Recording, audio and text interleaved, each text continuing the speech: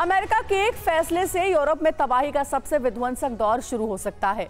अगले हफ्ते यूक्रेन के राष्ट्रपति वोलोदिमीर ज़ेलेंस्की अमेरिका दौरे पर जा रहे हैं, जहां उस विध्वंसक फैसले पर मुहर लग सकती है। अगर एक बार यूक्रेन को लॉन्ग रेंज मिसाइल मिल गई तो रूस में बारूदी ज़लज़ला आ जाएगा। लेकिन रूस ने भी तैयारी शुरू कर दी है। अगर यूक्रेन ने लंबी दूरी के हथियारों से हमला किया तो रूस यूक्रेन को तो खाक में मिलाएगा ही, साथ ही दूसरे नाटो देशों पर भी हमला कर सकता है, जिसमें उसका टारगेट नंबर 1 होगा अमेरिका। UEM जयपुर एक आदर्श लक्ष्य है।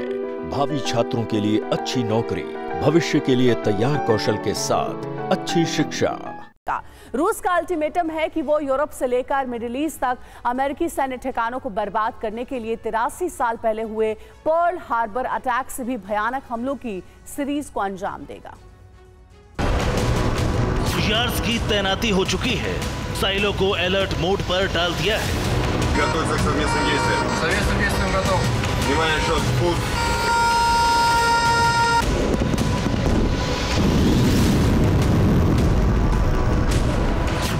और रूस ने टारगेट फिक्स कर लिया है।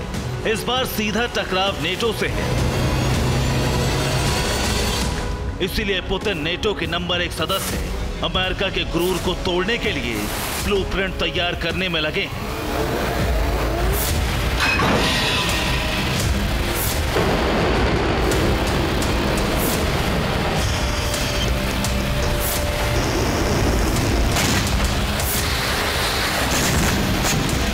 यानी इस बार युद्ध का दायरा सिर्फ यूक्रेन तक सीमित नहीं रहने वाला, बल्कि मिडिल ईस्ट में भी रूसी मिसाइल अमेरिकी सैन्य ठिकानों को नष्ट करने के लिए निकल सकती है।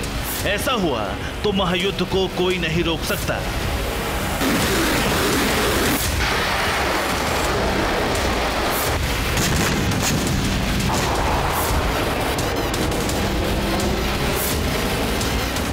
रूस के हमले को रोकने के लिए वॉशिंगटन में कई घंटे तक मंथन हुआ, जिसके बाद तय हुआ कि अमेरिकी हथियारों से गुप्त तरीके से हमले के लिए मंजूरी दी जा सकती है।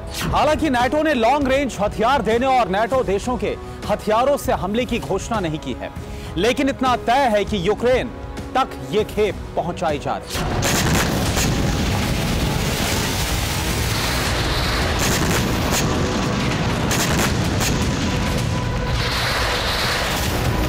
क्रेमलिन को जैसे ही बाइडेन के इस प्लान की भनक लगी तो काउंटर अटैक की तैयारी शुरू कर दी और इसे नाम दिया है operation serial Pearl Harbor.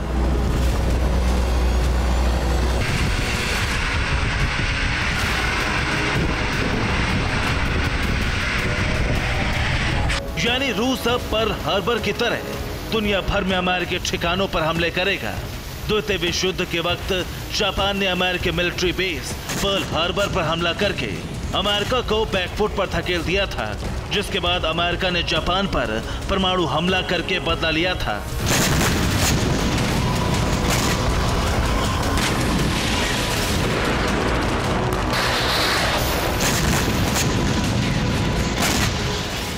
Putin के पास अमेरिकी सैन्य ठिकानों की लिस्ट पहुंच चुकी है, जिसमें सबसे पहले टारगेट पर अमेरिका के वो ठिकाने हैं जहां से वो रूस पर हमला कर सकता है। रूस एक कदम आगे की सोच रहा है। वो अमेरिका के न्यूक्लियर ठिकानों को तबाह करके परमाणु विस्फोट कर सकता है, जिससे अमेरिका को पलटवार का मौका न मिल पाए।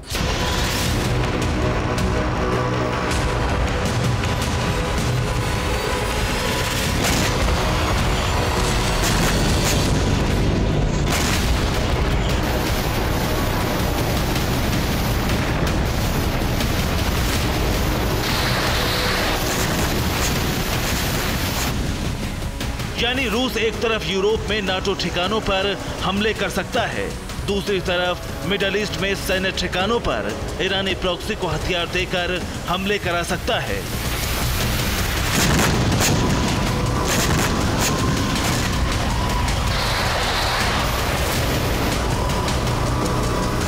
और अमेरिका में मौजूद मिलिट्री बेस पर हमले के लिए साइलो में उसकी इंटरकॉन्टिनेंटल बैलिस्टिक मिसाइल 4 रेडी कर दी गई है।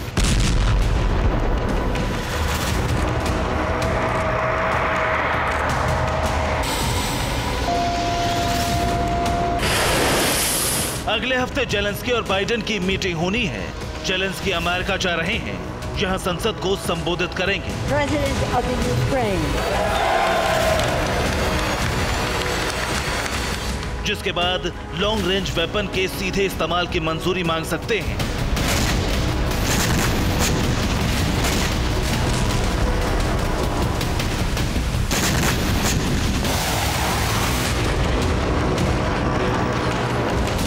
हालांकि अभी तक अमेरिका खुलकर लंबी दूरी के हथियार देने की बात नहीं कर रहा।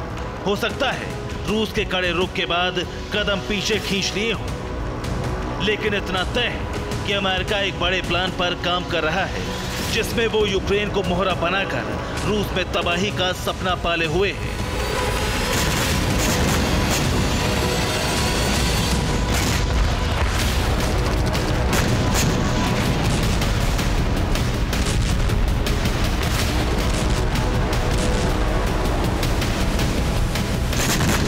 इसीलिए हो सकता है यूक्रेन को सीक्रेटली मंजूरी दी जाए, जिससे वो लॉन्ग रेंज हथियारों से रूस में आर्कटिक न्यूक्लियर लैब तक विस्फोट कर सके।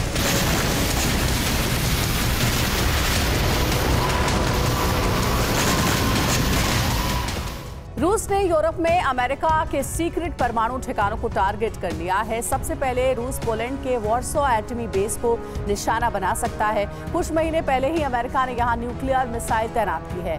ये मॉस्को से 1150 किलोमीटर दूर है। इसके अलावा मॉस्को से करीब 2147 किलोमीटर दूर नीदरलैंड्स में अमेरिका का वोल्किल न्यूक्लियर बेस टारगेट नंबर 2 है, जबकि जर्मनी में अमेरिका का ब्रुसेल एटमी बेस भी पुतिन की लिस्ट में है, जिसकी मॉस्को से दूरी 2118 किलोमीटर है। इसी तरह इटली में मौजूद 2 अमेरिकी परमाणु ठिकानों भी रूस की रेंज में है, जिसमें से एवियानो की दूरी मॉस्को से 2040 किलोमीटर है, जबकि दूसरा बेस टोरे करीब 2200 किलोमीटर दूर है। इसी तरह बेल्जियम में अमेरिकी परमाणु ठिकाने क्लेन ब्रूगल में है, जो मॉस्को से करीब 2604 किलोमीटर दूर है। तुर्की में मौजूद अमेरिकी परमाणु बेस इंसलिंका 1600 किलोमीटर दूर पड़ता है, जो रूस की लॉन्ग रेंज मिसाइल की रेंज में आता है। ये सिर्फ ट्रेलर है, जबकि तबाही की पूरी पिक्चर अभी बाकी है, जिसका दायरा अमेरिका तक हो सकता है।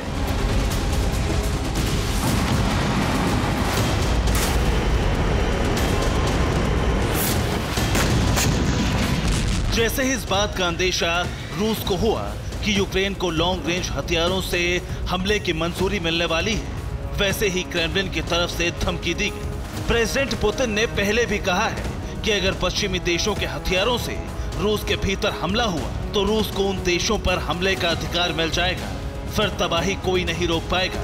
प्रेसिडेंट पुतिन का ये मैसेज लाउड एंड क्लियर है।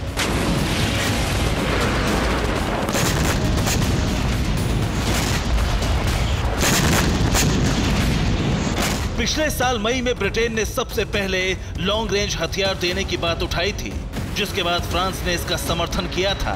तब जाकर अमेरिका ने ATMS मिसाइल यूक्रेन भेजी, जिसकी रेंज 305 किलोमीटर है।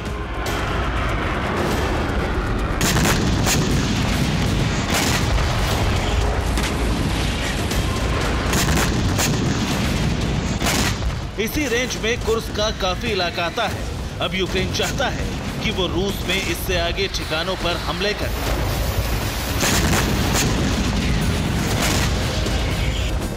इसीलिए जेलेंस्की का अमेरिकी दौरा काफी अहम है। आज से ठीक 1 हफ्ते पहले कीव दौरे पर अमेरिका के विदेश मंत्री एंटनी ब्लिंकन और ब्रिटेन के विदेश मंत्री डेविड लेमी पहुंचे थे। उन्होंने कीव को लॉन्ग रेंज मिसाइल देने पर सहमति जताई थी।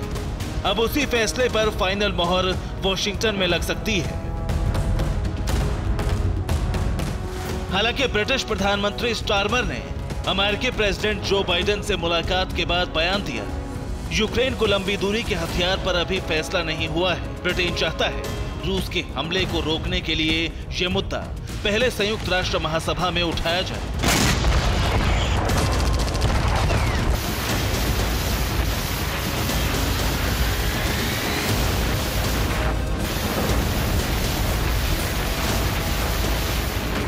इसी बीच Finland, Sweden, Canada, Poland, Belgium, Romania और जर्मनी जरूरत पड़ने पर लंबी दूरी के हथियार यूक्रेन को देने का समर्थन कर सकते हैं।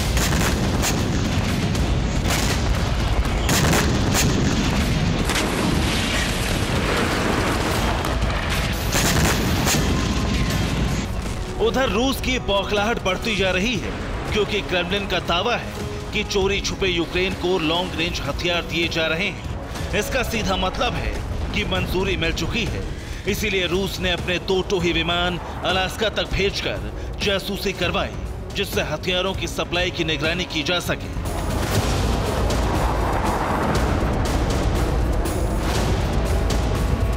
इसके अलावा रूस ने ब्रिटेन को धमकी दी है कि वो ब्रिटेन की हाइपरसोनिक मिसाइल डुबो देगा। इस बीच इंग्लिश चैनल में रूस ने अपना युद्धपोत तैनात करके ब्रिटेन को सीधी चुनौती दे डाली है।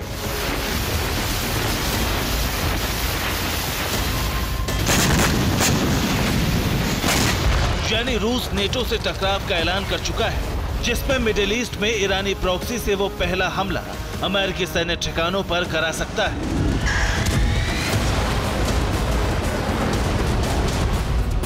Bureau report, TV9 Bharatvarsh.